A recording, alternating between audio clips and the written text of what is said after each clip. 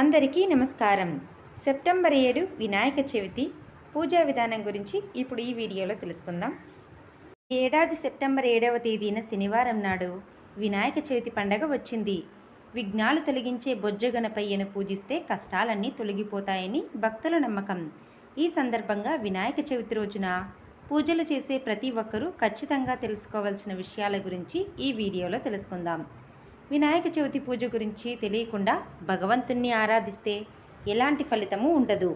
దేవుళ్ళందరిలో తొలి పూజను అందుకునే వినాయకునికి చాలా నియమనిష్టలతో పూజించాలి. విఘ్నాలు తొలగించే బొజ్జ గణపయ్యను ఆరాధించేవారు అనేక విషయాలు తెలుసుకోవాలి. అప్పుడే మీ పూజకు పుణ్య ఫలితం. ముందుగా ఈ వీడియోకు ఒక లైక్ కొట్టి జై శ్రీరామ్ అని కామెంట్ చేయండి. వినాయక విగ్రహాన్ని కొనే ముందు దేవుడి విగ్రహాన్ని జాగ్రత్తగా పరిశీలించాలని వేద పండితులు చెబుతున్నారు.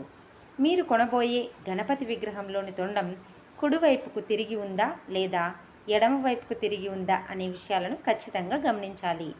వాస్తుశాస్త్రం ప్రకారం వినాయకుని తొండం ఎడమవైపుకు తిరిగి ఉండాలి.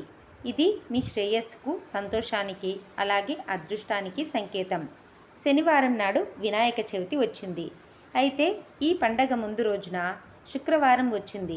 సాధారణంగా చాలామంది పండగకు ముందు రోజున ఇల్లంతా శుభ్రం చేసుకుని దేవుని పటాలను శుభ్రపరచుకుంటారు. కానీ శుక్రవారం రోజున మాత్రం ఇల్లు దులపకూడదు, అలాగే దేవుని పటాలను కూడా శుభ్రం చేసుకోకూడదు.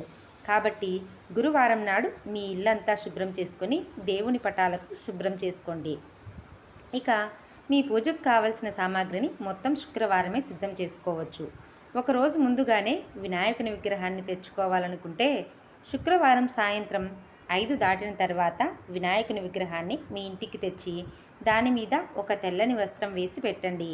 వినాయక చవితి రోజున గంగాజలంతో వినాయకుని విగ్రహాన్ని శుద్ధి చేసి పూజా కార్యక్రమాలు ప్రారంభించాలి. ఇక వినాయకుని పూజలో ఖచ్చితంగా 21 పత్రాలతో పూజ చేయాలి. 21 పత్రాలు దొరకలేని వారు కనీసం 11 పత్రాలతోనైనా 9 పత్రాలతోనైనా గణేష్ పూజను చేసుకోవాలి. అవి కూడా దొరకని వాళ్ళు మీ పూజలో ఖచ్చితంగా 21 గరిక ఆకులు ఉండేలా చూసుకోండి.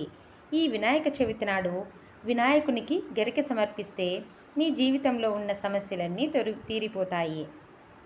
గణేషుని పూజలో పొరపాటున కూడా తులసి దళాలను ఉపయోగించవద్దు. ఎందుకంటే గణేశుడు ఒకసారి తులసిని శపించాడు. కాబట్టి గణపతి పూజలో తులసి దళాలను ఉపయోగించకూడదు. వినాయకుడు మధ్యాహ్నం జన్మించాడు కాబట్టి వినాయకుడిని పూజించాలంటే మధ్యాహ్న సమయంలోనే మీ పూజను ప్రారంభించాలి. వినాయక పూజ శుభ సమయం 11 గంటల నుంచి 1:30 మధ్యలో వినాయక పూజను ప్రారంభించాలి. వినాయక పూజలో ఖచ్చితంగా కలశాన్ని ఏర్పాటు చేసుకోవాలి. కలశంలో గంగాజలం, కుంకుమ, అక్షతలు, కొన్ని నాణేలు వేసి మామిడి ఆకులు పెట్టి ఆ మామిడి ఆకులపైన కొబ్బరికాయను పెట్టండి. ఈ కలశం ముందు విగ్రహాన్ని ప్రతిష్ఠించండి. విగ్రహం పాదాల దగ్గర ఒక చిన్న దీపం వెలిగించి పూజ చేసుకోవాలి. ఇక గణపతికి ఇష్టమైన పూలు ఏమిటంటే మందార పూలు, మల్లెపూలు, గన్నేరు పూలు, అలాగే చామంతి పువ్వులు. మీరు పూజించే వినాయకుని విగ్రహం పసుపు రంగులో కానీ, ఎరుపు రంగులో కానీ, తెలుపు రంగులో కానీ ఉంటే మంచిది. డబ్బు సమస్యలు ఉన్నవారు, అప్పుల సమస్యలతో ఇబ్బంది పడుతున్నవారు తెలుపు రంగులో ఉన్న వినాయకుని విగ్రహాన్ని పూజిస్తే మీకున్న డబ్బు కష్టాలన్నీ తొలగిపోతాయి. గణపతికి నైవేద్యంగా ఉండ్రాళ్ళు, కుడుములను నివేదించాలి. అలాగే గణపతి పూజలో ఖచ్చితంగా అరటి పండ్లు ఉండాలి. వినాయకుడికి కుంకుమ అంటే చాలా ఇష్టం కాబట్టి ఈ వినాయక చవితి రోజున మీ ఇంట్లో ఉన్న ప్రతి ఒక్కరూ వినాయకుడి విగ్రహానికి కుంకుమ బొట్లు పెట్టి నమస్కారం చేసుకోవాలి. వినాయక చవితి నాడు మీ ఇంట్లో పూజ చేసేటప్పుడు మీరు తెచ్చిన వినాయకుని విగ్రహంతో పాటు ఒక పసుపు గణపతిని కూడా తయారు చేసి మీరు తెచ్చుకున్న వినాయకుని విగ్రహం ముందు ఈ పసుపు గణపతిని ప్రతిష్ఠించుకోవాలి. వినాయకుని పూజలో లక్ష్మీదేవి విగ్రహాన్ని పెట్టుకున్న, లక్ష్మీదేవి చిత్రపటాన్ని పెట్టుకున్న చాలా మంచిది. ఈ వినాయక చవితి నాడు లక్ష్మీ గణపతిని ఆరాధిస్తే మీ ఇంట్లో డబ్బు కష్టాలే ఉండవు, విపరీతమైన ధనలాభం లభిస్తుంది. జ్యోతిష్య శాస్త్రం ప్రకారం వినాయక చతుర్థి నాడు చంద్ర దర్శనం నిషిద్ధం. అంటే వినాయక చవితి నాడు చంద్రుడిని చూడకూడదు. వినాయక చవితి నాడు చంద్రుడిని చూస్తే మీ జీవితంలో ఎన్నో కష్టాలు ఏర్పడతాయి. చవితి రోజున చంద్రుడిని చూడటం వలన కృష్ణుడు కూడా నిందలను ఎదుర్కొన్నాడట.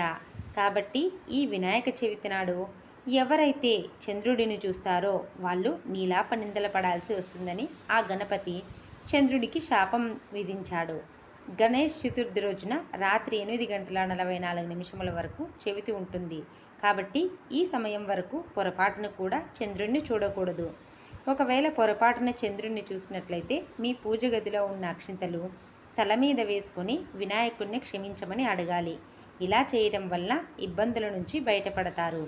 అయితే వినాయక చవితి పూజను మాత్రం మగవారు చేస్తేనే మంచిది. పూజలో దీపం కూడా మీ భర్త వెలిగిస్తేనే మంచిది. ఈ చవితి నాడు మగవారు చేసే పూజకు రెట్టింపు పుణ్య ఫలితం లభిస్తుంది. వినాయకుని పూజ చేయాలంటే ఎలాంటి మంత్రాలు రాకపోయినా పర్లేదు. ఏకాగ్రతో ఓం గం గణపతయే నమః అనే మంత్రాన్ని జపిస్తూ ఇంట్లో పూజ చేసుకుంటే సరిపోతుంది. మనలో కొంతమంది స్త్రీలకి పీరియడ్స్ కారణంగా పండగ చేసుకోవడానికి కుదరకపోవచ్చు.